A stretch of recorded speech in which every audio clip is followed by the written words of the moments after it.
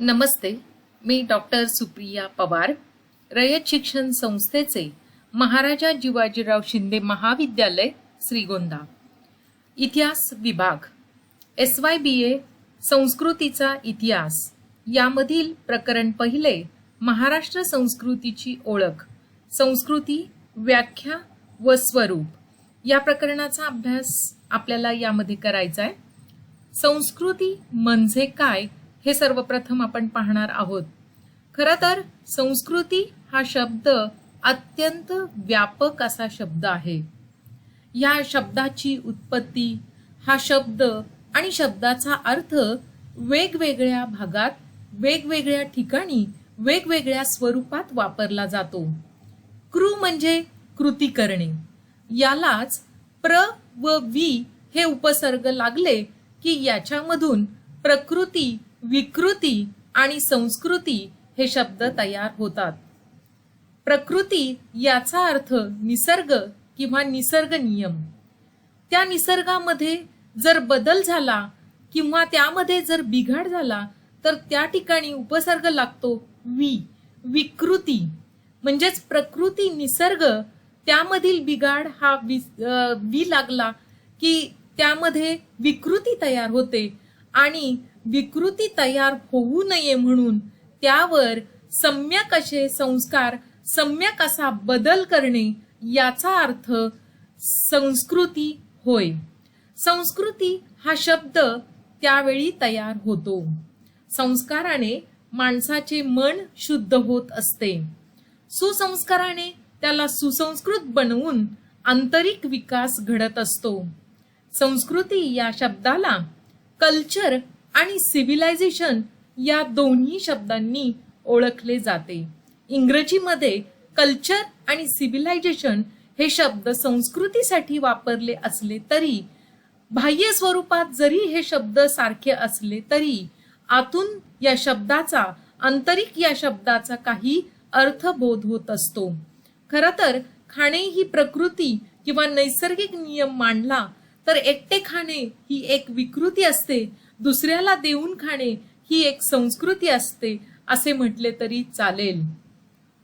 संस्कृतीचे वरवर दिसणारे दोन भाग किंवा एकच शब्द संस्कृती म्हणून जरी दर्शवला असला तरी त्यामध्ये दोन भाग पडतात.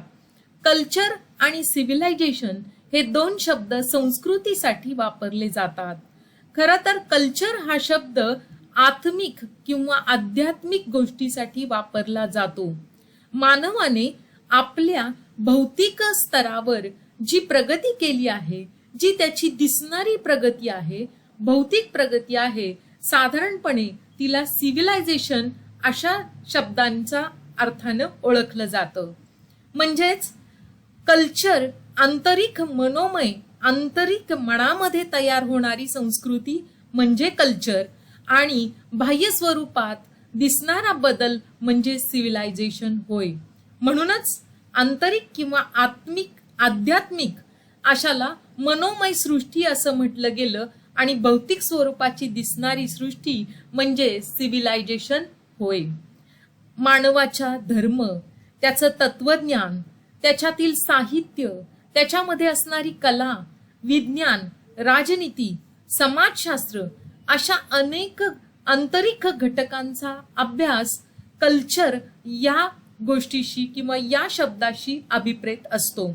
तर मानवानं तयार केलेल्या गिरण्या, कारखाने, शेती, वाहतूक व्यवस्था, यंत्र, उपकरणे ही भौतिक स्वरूपात दिसणारी ज्या ज्या बाबी आहेत त्या सर्वांना सिव्हिलायझेशन नावाने ओळखले जाते किंवा सिव्हिलायझेशन नावाने, सिव्हिलायझेशन या संकल्पनेतून पाहिले जाते. म्हणजे सिव्हिलायझेशन याचा अर्थ देखील संस्कृती होतो, परंतु मानवाची दिसणारी भौतिक संस्कृती अशा अर्थानं होतो. आणि आध्यात्मिक संस्कृती म्हणजे मनोमय अशी कल्चरल संस्कृती होय. संस्कृतीची व्याख्या करायची झाल्यास सर्वसाधारणपणे संस्कृती म्हणजे मानसिक उन्नतीचा दर्शक असा जीवनक्रम किंवा आदर्श वर्तन पद्धती होय. म्हणजे अत्यंत साधेपणाने जर सांगायचं झाले तर या संस्कृतीच्या व्याख्येमध्ये ही एक मानसिक उन्नतीचा दर्शक असा जीवनक्रम किंवा आदर्श वर्तन पद्धती ठरते. जीवनक्रम कसा? आदर्श चांगला असा जीवनक्रम कशासाठी? तर तो आदर्श वर्तन पद्धतीसाठी.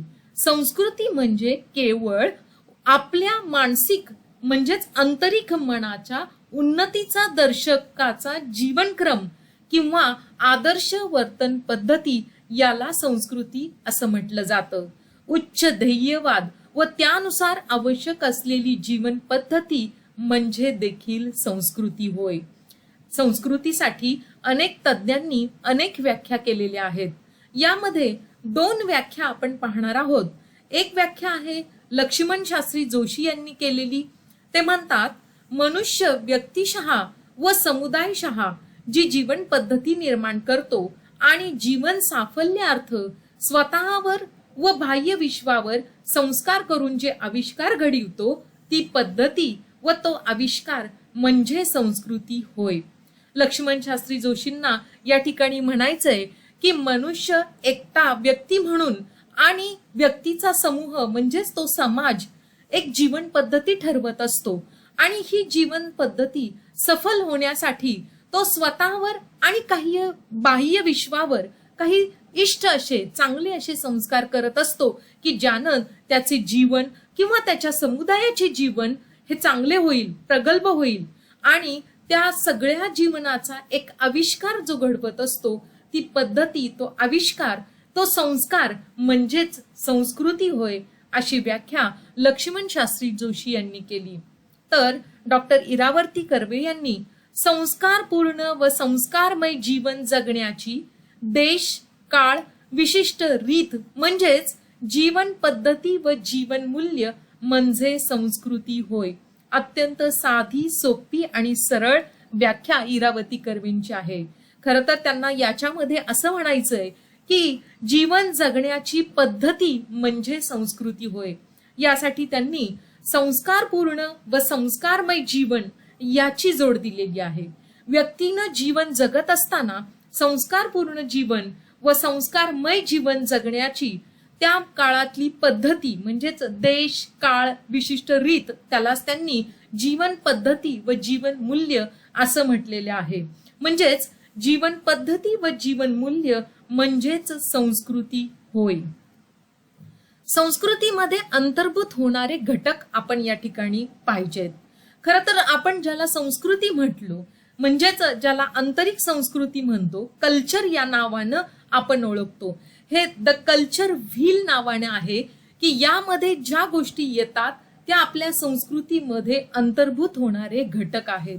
यामध्ये जर पहिला घटक पाहिला आपण तर तो ग्रेटर कम्युनिटी. कम्युनिटी याचा अर्थ आपला सगळा समाज आणि तो अत्यंत संबंधाने राहिलेला समाज, सलोख्यानं राहिलेला समाज. समाज कधी सलोख्याने राहतो? ज्या वेळेला समाजामधल्या सर्व लोक आपल्या नीतिमूल्यांचे जपणूक करतात, अशा वेळेला कोणताही समाज हा त्या ठिकाणी समाज सलोख्यात राहत असतो. म्हणून ग्रेटर कम्युनिटी ज्याला आपण म्हणतो की एक समंजस असा समाज म्हणजेच आपल्या संस्कृतीचं ते लक्षण आहे. नॉलेज आणि स्टोरीज, आपल्या इथल्या ज्ञान, आपल्या इथल्या कथा ह्या सुद्धा आपल्या संस्कारात येणाऱ्या बाबी आहेत की ज्या कथांचं मोरल किंवा ज्या कथांचा शेवट, त्या कथांमधून निघणारं तात्पर्य हे चांगली गोष्ट घडवण्यासाठी होत असतं. असं ज्ञान, अशा स्टोरीज, अशा कथा ज्या आपल्या मनाला संस्कारक्षम बनवत असतात, अशा सगळ्यांना संस्कृती असं म्हटलं जातं. आपली भाषा हे सुद्धा आपल्या एक संस्कृतीमध्ये येणारा घटक आहे. आपण जी भाषा बोलतो, ज्या भाषेमध्ये आदर, सन्मान आणि दुसऱ्यासाठी काहीतरी आदराची भावना तयार होते, अशी आपली भाषा या संस्कृतीमध्येच येत असते. तसेच आपल्या चाली, रीती, रूढी, परंपरा यामध्ये ट्रॅडिशनल्स असं म्हटलेलं आहे की या ज्या चाली, रीती, रूढी, परंपरा ज्या खूप काळापासून आपल्याकडे आलेल्या आहेत, ह्या सगळ्या आपल्या संस्कृतीमध्ये येत असतात. त्याचप्रमाणे आपल्यामध्ये असणारे स्किल, कौशल्य आणि तंत्रज्ञान हा सुद्धा सगळा भाग आपल्या संस्कृतीतून येतो. कारण आधी एखाद्या मानवाच्या मनामध्ये किंवा बुद्धीमध्ये एक विचार तयार होत असतो आणि तो विचार जेव्हा प्रकट होतो, तो प्रकट होण्याचा जो भाग आहे त्यानं तंत्रज्ञान आणि कौशल्यामध्ये तो दिसत असतो. म्हणजेच आंतरिक मनाचा भावच हा जणू काही बाह्य भागावर दिसत असतो. म्हणून आपलं ज्ञान, तंत्रज्ञान, आपलं कौशल्य हे आपल्या संस्कृतीचा एक भाग ठरत असतात. आपल्या संस्कृतीचे हेतू साध्य करण्यासाठी आपण ज्या ज्या बाबी वापरतो, ज्या ऑब्जेक्ट्स वापरतो, ते आपले सगळे संस्कृतीचे साधनं आहेत. आपल्यातील कला, द आर्ट्स ही आपल्या संस्कृतीत अंतर्भूत होणारा फार महत्वपूर्ण घटक आहे. म्हणून आपली आर्ट्स, आपल्यामध्ये असणारी कला, विविध कला गुण हे आपल्या संस्कृतीचा घटक आहेत. फूड आणि ड्रिंक्स, आपल्या इथली पेय असतील, आपल्या इथे अन्नपदार्थ असतील, आपले अन्नपदार्थ हे आपल्या संस्कृतीचा एक भाग आहेत. आपण ज्या संस्कृतीत राहतो, ज्या समाजामध्ये राहतो, त्या समाजाने ठरवून ठेवलेल्या किंवा ठरवून घेतलेल्या अशा सर्व ज्या बाबी आहेत त्या आपल्या संस्कृतीमध्ये येत असतात. म्हणून यामध्ये फूड्स आणि ड्रिंक्स म्हणजेच अन्नपदार्थ किंवा आपले पेय हे देखील महत्वाचे आहेत. संस्कृतीवर अत्यंत महत्वपूर्ण घटक जो अंतर्भूत होत असतो तो म्हणजे आपल्या व्हॅल्यूज. आपल्याकडे असणाऱ्या व्हॅल्यूज, आपल्याकडे असणारे तत्वज्ञान, या आपल्याकडे असणारी तत्व हे सर्वात महत्वाचे संस्कृतीमध्ये येणारे घटक असतात. या सगळ्यामध्ये आपण निसर्गामध्ये एक इष्ट असा बदल करत असतो, योग्य असा बदल करत असतो. सम्यक बदल आपण ह्या सगळ्या घटकांद्वारे करत असतो आणि त्यामुळे समाजातील प्रत्येक माणूस हा दुसऱ्या माणसाबरोबर अतिशय सलोख्यानं राहत असतो. या निसर्गामध्ये आपण अत्यंत सलोख्यानं नांदत असतो. याचं कारण संस्कृतीमध्ये अंतर्भूत असणारे आपले हे सर्व घटक आहेत आणि म्हणून ते आपल्या संस्कृतीमध्ये येत असतात. यामुळेच ह्या सर्व घटकांना आपली संस्कृती म्हणून आपण ओळखतो. या संस्कृतीचं एक स्वरूप आहे. खरं तर संस्कृती सर्वप्रथम ही मानव निर्मित आहे. संस्कृती मानवाने आपल्या स्वतःसाठी तयार केलेली बाब आहे.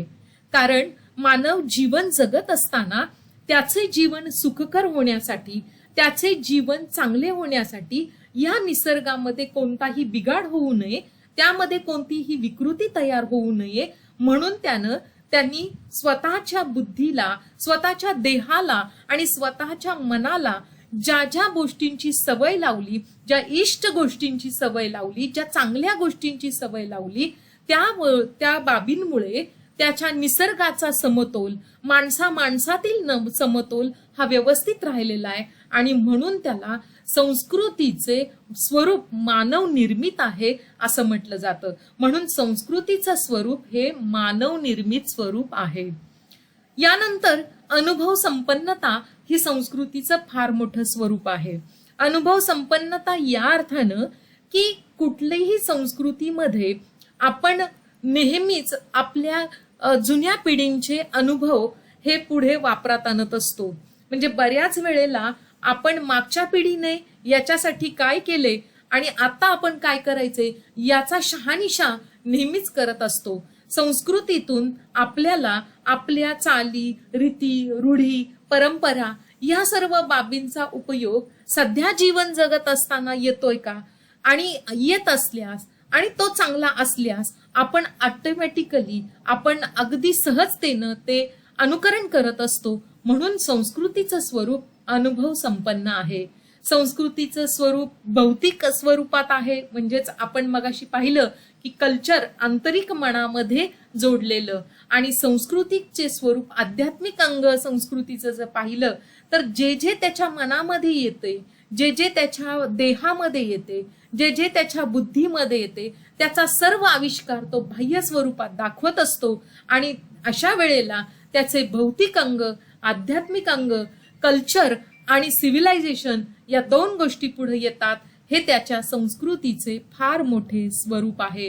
म्हणून मानवाच्या संस्कृतीचे स्वरूप मानव निर्मित आहे, अनुभव संपन्न आहे, संस्कृतीचे भौतिक अंग आहे, संस्कृतीचं आध्यात्मिक अंग आहे. अशा स्वरूपात आपणाला दिसून येते. आभारी आहे. थँक्यू. धन्यवाद.